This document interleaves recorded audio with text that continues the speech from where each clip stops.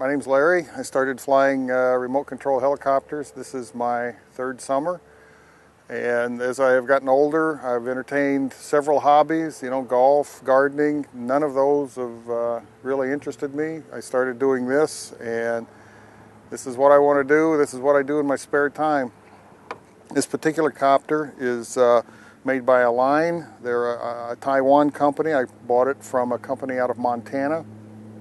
And they're very helpful as far as assembly techniques and flying and things like that.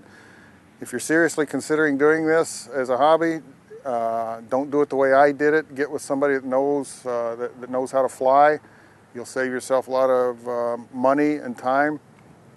Before you get started, one of the things you need to do, and I brought this along, is you need to get a flight simulator. And this is something I got off of eBay. It's about $40. It's got a USB port on it.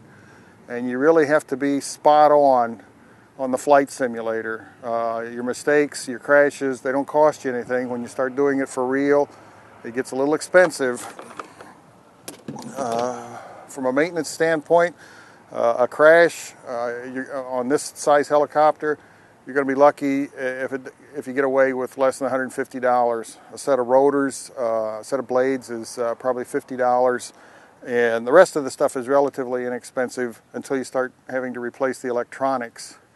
That gets a little expensive. This is a 600. That is the diameter of the blades. The motor is what they call a 50 motor, which is basically a half a cubic inch in the combustion chamber. This is a gas copter. They also make electric copters. Using the electric copters just doesn't seem to me to be a financial viable option. The batteries are kind of expensive, and if you crash, you got to replace the batteries. Those are $100 or close to it. Plus the motors consume a lot of current, and I've seen a lot of problems with connections, and your battery dies while you're in midair. It can be a little tenuous. So basically you put gas in, you start it up, and away you go. What I'll do here, this is the real transmitter. You notice the short antenna. One of the questions I get asked a lot is how far does it go? This operates on the same frequency as your cell phones. It's up around 2.7 gigahertz. So the range on it is actually line of sight. If you can see what you're trying to transmit to, it'll transmit to it. If you let the copter get too far away from you, you lose your orientation. You can't tell if it's coming or going. And once you've lost that, you're just along for the ride. You have to be able to mentally put yourself inside the helicopter so that right is right and left is left. What I'll do is I'll start this up. I'll turn the transmitter on,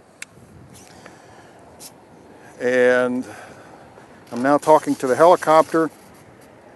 In the old days, the transmitters had a longer antenna. Those operated in the 27 megahertz range, and when you went to the flight line, you had to get a tag so that your frequency didn't compete with somebody else's.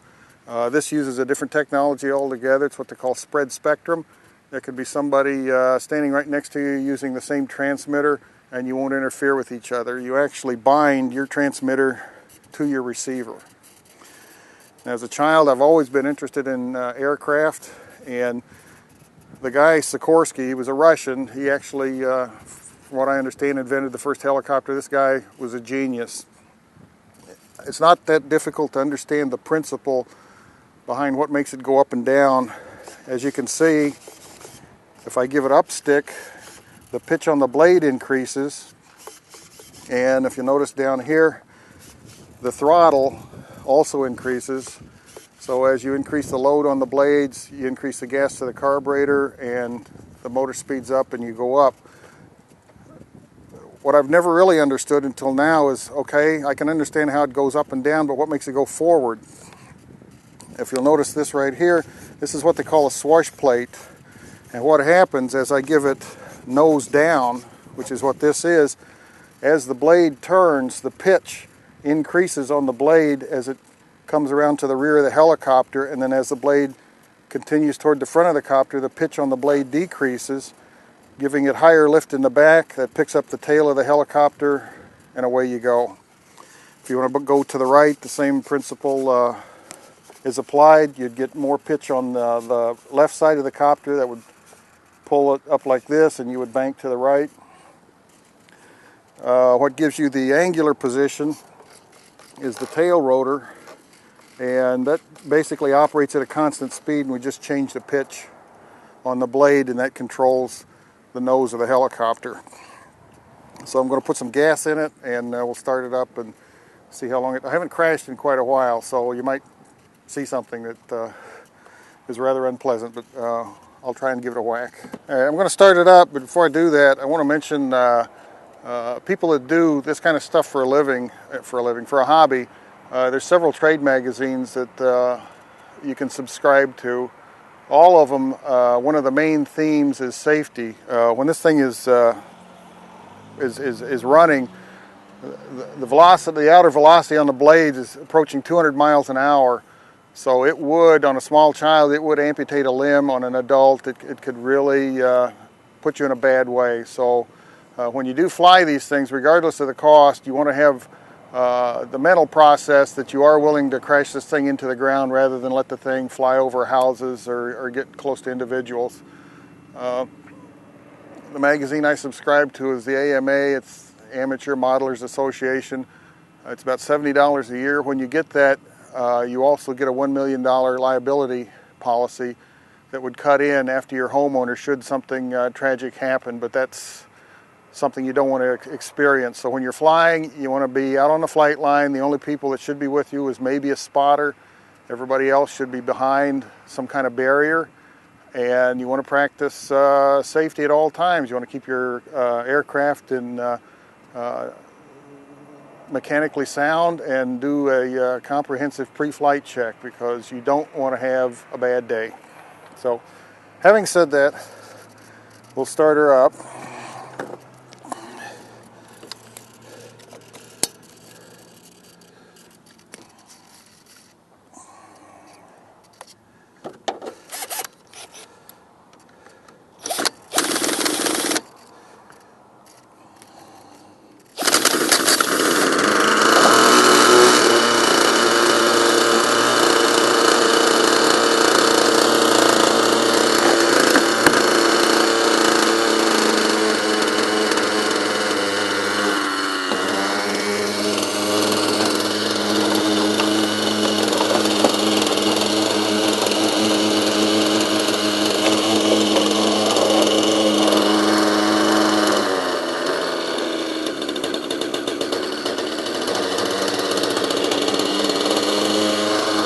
Okay, we're ready to go.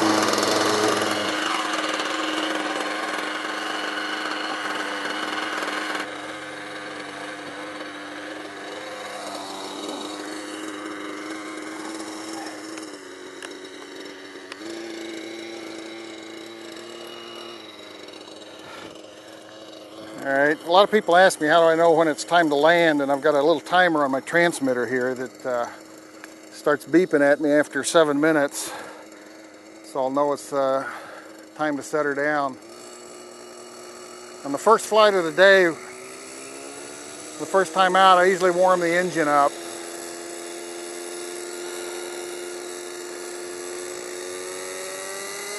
Okay, we're about ready to pick up here.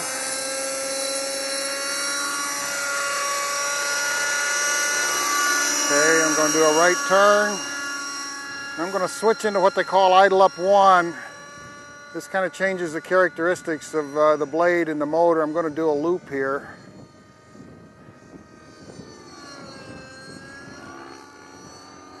We'll do a right turn with a bank. I usually try to land into the wind. It makes it a lot easier when the wind's coming at you.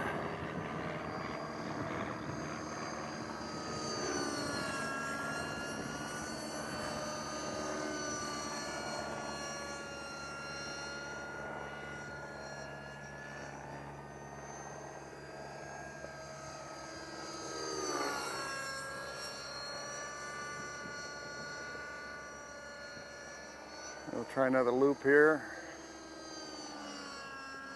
This thing will fly upside down. I'm a little too nervous to do that today, but you can hover upside down.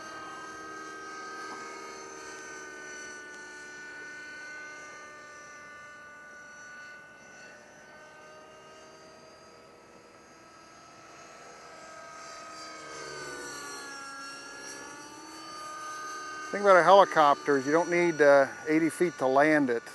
Airplanes, not only do you need 80 to 100 feet, but you got to be able to put your plane within that 80 or 100 feet to land it. This thing here, you can basically land it in a 10-foot circle without too much trouble.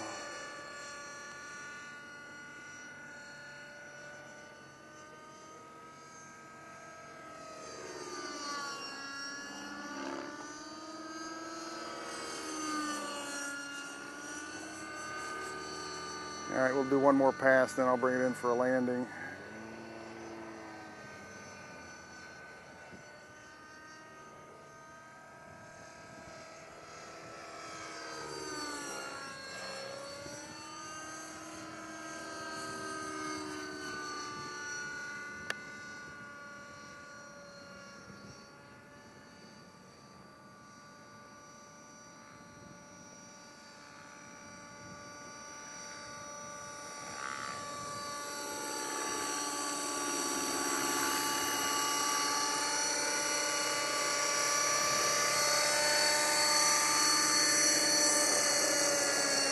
When you first start out, you spend all your time just hovering because you do have to get proficient at hovering. If you can't land it, flying it's sure no fun.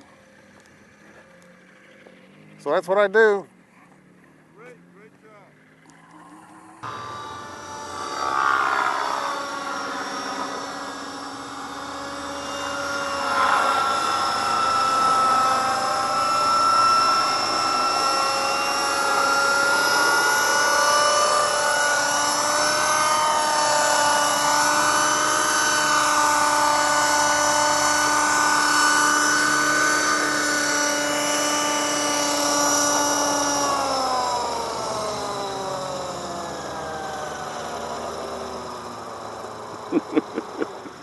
Great job. Great job.